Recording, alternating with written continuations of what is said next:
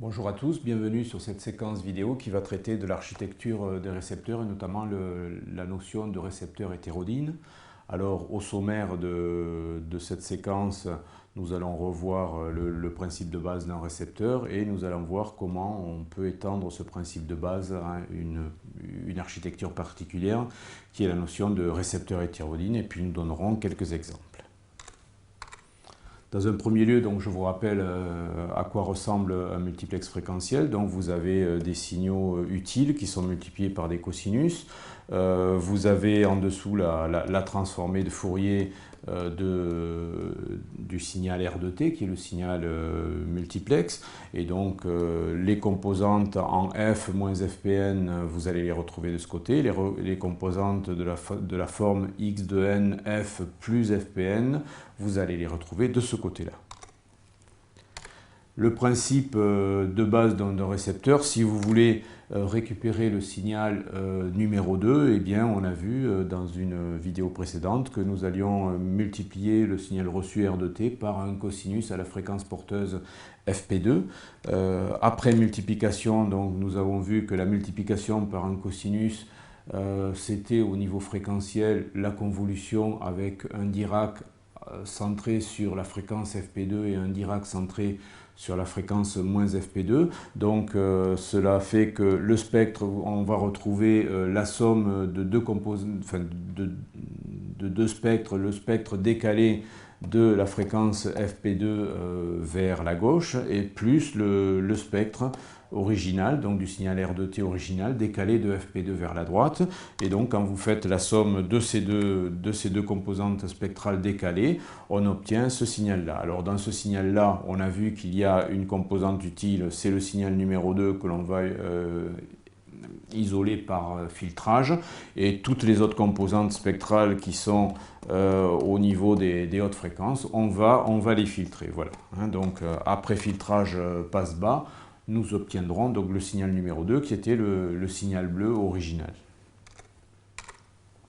Pour des raisons techniques, notamment souvent à cause des composantes continues, on préfère utiliser une technique un petit peu différente de récepteur, c'est-à-dire que l'on va, au lieu de faire descendre le signal utile que l'on veut démoduler autour de f égale à 0, on va le faire descendre autour d'une fréquence intermédiaire que l'on va appeler fi pour fréquence intermédiaire.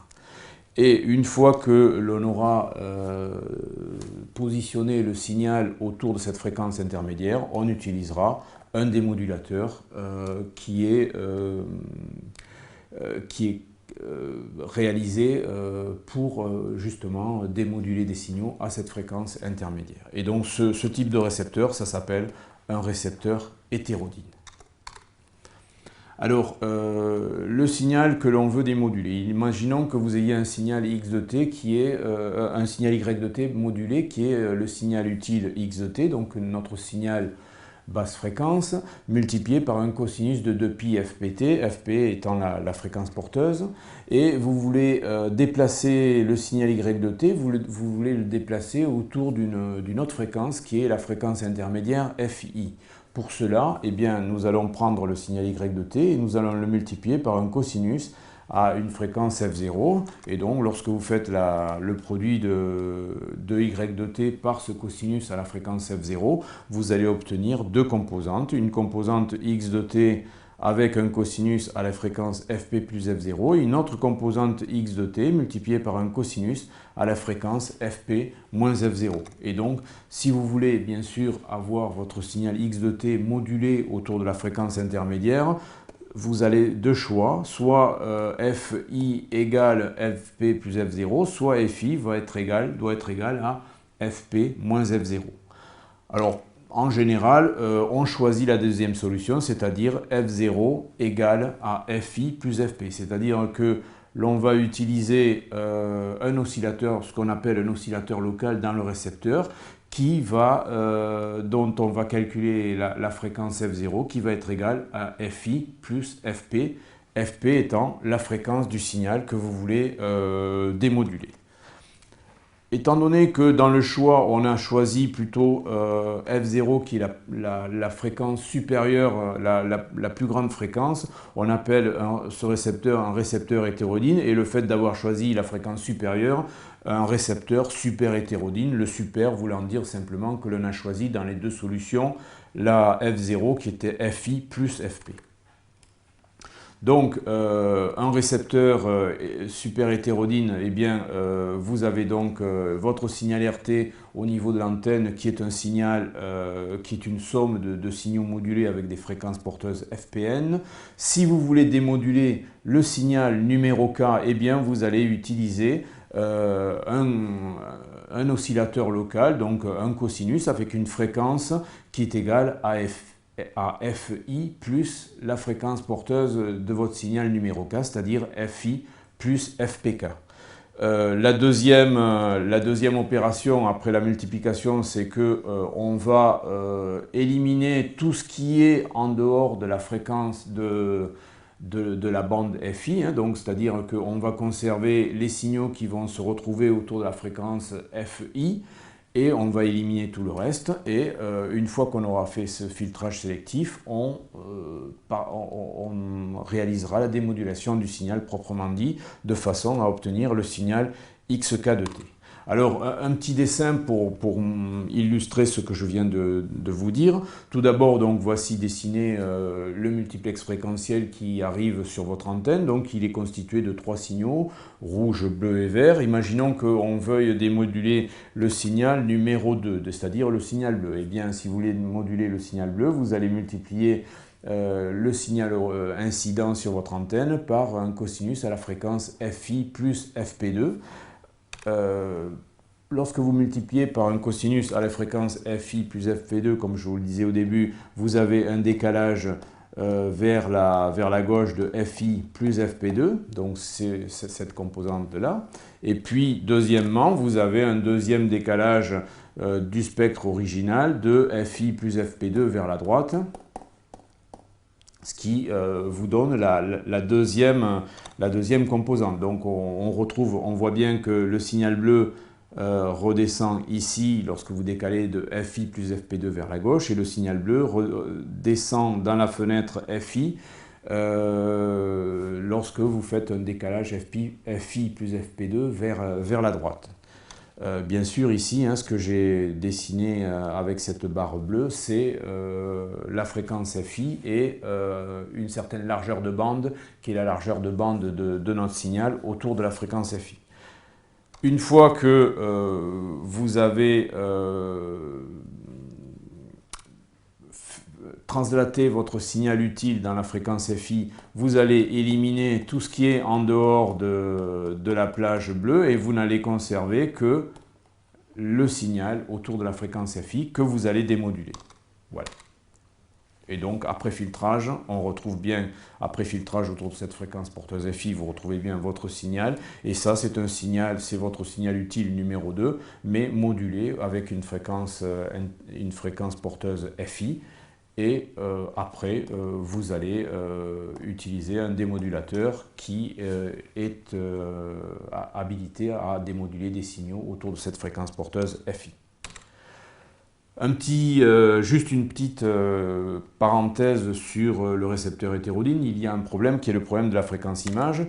Donc ici j'ai utilisé un multiplex qui est un peu plus large que celui de tout à l'heure.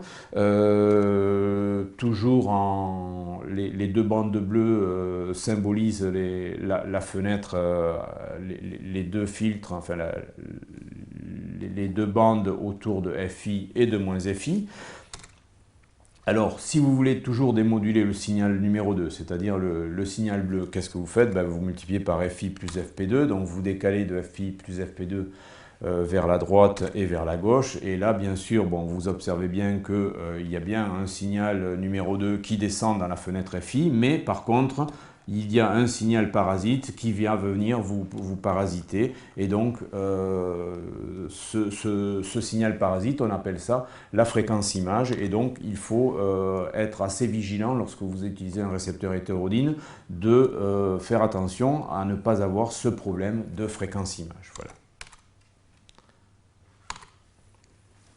Donc si vous ne voulez pas avoir le problème de fréquence image, ça veut dire que votre multiplex doit avoir une certaine étendue spectrale qui soit plus petite que 2 fois FI. Et donc si vous observez cette propriété-là, c'est-à-dire que la largeur totale spectrale de votre multiplex est inférieure à 2 fois la fréquence intermédiaire, ben vous n'aurez pas ce problème de fréquence image. Donc N, c'est le nombre de signaux multiplexés, B, c'est la bande de chacun des signaux, donc B c'est quoi? Ben, c'est la largeur, hein, B, le B ici, c'est la largeur de chacun des signaux élémentaires. Donc si vous observez cette contrainte-là, ben, vous n'aurez pas de fréquence image. Donc l'intérêt d'un récepteur hétérodyne, c'est que en général, la fréquence FI est normalisée pour un service donné. Donc, c'est-à-dire que vous ne concevez qu'une fois le filtre sélectif autour de FI et vous utilisez un démodulateur qui est calibré pour démoduler cette fréquence intermédiaire. Voilà. Donc, l'idée du récepteur hétérodyne, quelle est-elle? Eh bien, globalement, c'est vous ouvrez une fenêtre autour de la fréquence FI et vous décalez, vous faites glisser votre signal devant la fréquence FI et vous le faites glisser jusqu'à obtenir le signal que vous voulez. Alors, notamment, c'est utilisé en analyse spectrale. Alors, dans les séquences vidéo précédentes, je n'avais pas dit, je ne vous avais pas présenté ce fonctionnement-là de l'analyseur de spectre. Je vous avais dit simplement, on va positionner un filtre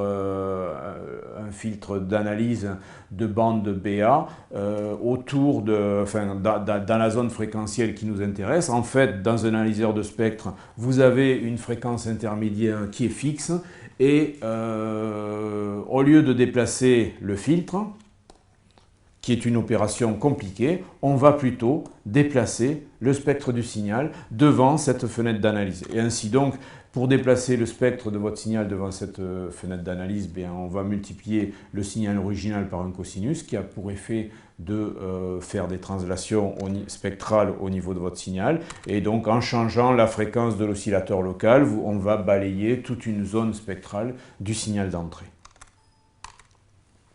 Alors des exemples de multiplex fréquentiel, je vais détailler celui-ci, c'est la modulation de fréquence. Dans la modulation de fréquence, la bande grand B qui est utilisée, la bande d'un signal modulé, c'est de l'ordre de 15 kHz en mono. Pardon, excusez-moi. La bande, excusez-moi, ça, c'est la bande du signal utile. La bande du signal utile que l'on va conserver, c'est 15 kHz. Par contre, la bande grand B du signal modulé, ça va faire 200 kHz. La bande allouée à ce service de modulation de fréquence, ça va de 88 à 108 MHz. Et pour tous les récepteurs en modulation de fréquence, ils utilisent tous une fréquence intermédiaire de 10,7 MHz. En conclusion, nous avons vu l'architecture d'un récepteur classique qui consiste à prendre le spectre qui arrive le signal qui arrive sur l'antenne et de décaler son spectre devant une fenêtre qu'on appelle la fenêtre à fréquence intermédiaire, et donc on est en présence d'un récepteur hétérodyne. Attention au problème de fréquence image lorsque vous avez un récepteur hétérodyne, et ayez en tête que cette astuce de translater le spectre devant une fenêtre d'analyse, c'est ce qui est utilisé aussi au niveau des analyseurs de spectre. Ceci conclut cette séquence vidéo sur l'architecture d'un récepteur et notamment l'architecture d'un récepteur hétérodyne. Je vous remercie de votre attention. Au revoir.